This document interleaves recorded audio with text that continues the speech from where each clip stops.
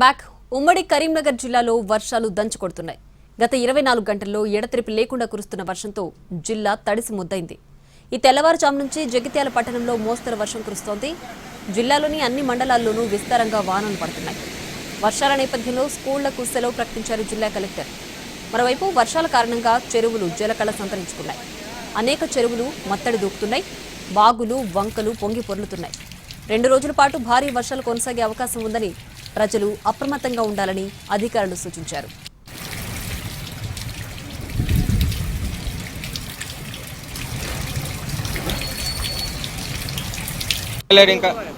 జగిత్యాల జిల్లాలో కురుస్తున్న భారీ వర్షాల కారణంగా గోదావరి నదిలో వరద ప్రవాహం పెరిగింది. ప్రముఖ పుణ్యక్షేత్రం ధర్మపురి వద్ద గోదావరి నదిలో వరద ప్రవాహం కొనసాగుతోంది. గత 2 రోజులుగా కురుస్తున్న భారీ వర్షాలతో ఎగువ ప్రాంతాల నుంచి వరద నీరు చేరుతోంది. దీంతో పుష్కర స్నాన ఘట్టాలను ఆనుకుని నీరు ప్రవహిస్తోంది. వరద ఉధృతి నేపథ్యంలో నదీ పరివాహక లోతట్టు ప్రాంతాల ప్రజలు అప్రమత్తంగా ఉండాలని అధికారులు సూచించారు. ప్రవాహం ఉన్న సమయంలో నది వద్దకు వెళ్లొద్దని హెచ్చరికలు జారీ చేశారు.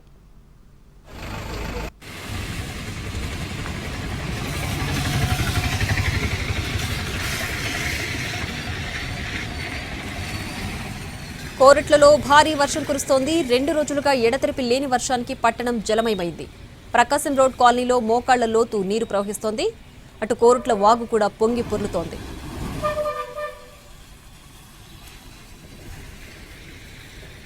ఉమ్మడి కరీంనగర్ జిల్లాలో వర్షాలపై మరింత సమాచారాన్ని మా ప్రతినిధి భాస్కర్ అందిస్తారు. ఉమ్మడి కరీంనగర్ జిల్లా వ్యాప్తంగా వర్షాలు దంచి కొడుతున్నాయి. నిన్న ఉదయం నుంచి చూసినట్టయితే నిన్న ఉదయం నుంచి మొదలైన ఒక మోస్తరు నుంచి భారీ వర్షాలు జిల్లాలో అన్ని చోట్ల కూడా ఒక మంచి చెప్పుకోదగ్గ వర్షపాతాన్ని అయితే నమోదు చేసిన సిచ్యువేషన్ కనిపిస్తూ ఉంది. అంటే జగిత్యాల పెద్దపల్లి జిల్లాలో భారీ వర్షాలు అయితే నమోదయ్యాయి. జగిత్యాల జిల్లా రాయికల్లు మండలం అల్లీపూర్లో 10.45 సెంటీమీటర్ల వర్షపాతం. ఇటు పెద్దపల్లి జిల్లాలో కూడా ఇటు రామగుండం కావచ్చు, అటు మంతని కావచ్చు, ఇటు సబితం పాలితం, ఆ తర్వాత ఇటువైపు ఎలిగేడు వెల్గటూరు ధర్మపురి ఈ ప్రాంతాల్లో కూడా అన్ని ప్రాంతాల్లో కూడా భారీ వర్షాలు అయితే నమోదయ్యాయి. ఇటు కరీంనగర్ రాజన్న సిరిసిల్ల జిల్లాలో కూడా ఒక మోస్తరు వర్షపాతం అయితే నమోదైంది. జిల్లా వ్యాప్తంగా ఈ గత 24 గంటల నుంచి కురుస్తున్న వర్షంతో తడిసి ముద్దైందని చెప్పవచ్చు. అటు అన్నదాతలు హర్షం వ్యక్తం చేస్తూ ఉన్నారు.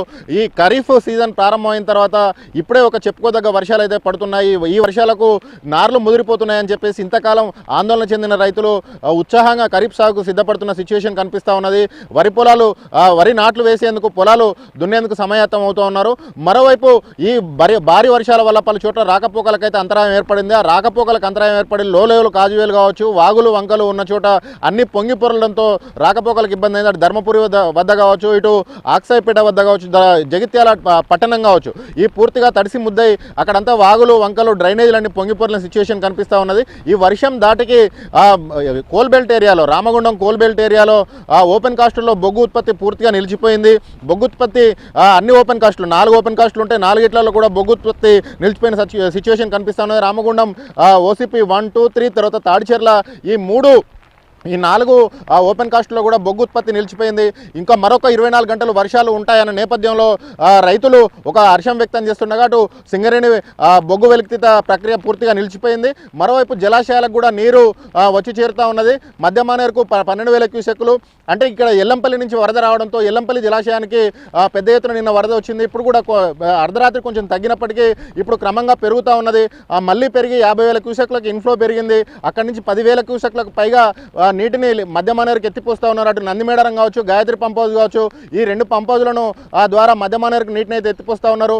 ఎల్లంపల్లి జలాశయంలో కూడా 2 రోజుల క్రితం 8 టీఎంసీల నీళ్లుండగా ఇప్పుడు దాదాపు 12 టీఎంసీల నీటి మట్టానికి చేరుకున్నది. ఈ వరద ఇలాగే కొనసాగితే 2 రోజుల్లో ఎల్లంపల్లి నిండే అవకాశాలున్నాయి. అంటే ఖరీఫ్ సీజన్లో ఇప్పుడు హైదరాబాద్ తాగునీటికి కావచ్చు, ఖరీఫ్ సీజన్ కావచ్చు, నీటికి ఇక డోకా లేనట్టే అని చెప్పేసి రైతులైతే ఒక